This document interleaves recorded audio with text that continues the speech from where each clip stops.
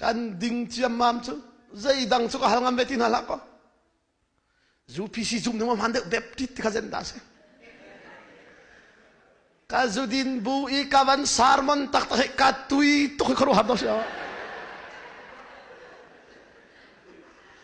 zapau ka sai la ka zudin pe hoi kan ni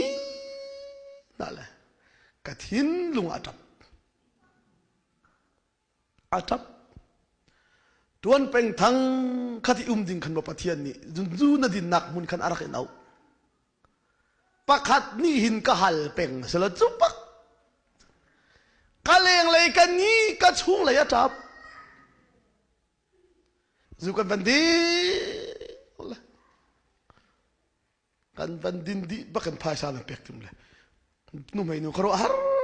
efeng zlit mana si karit buchan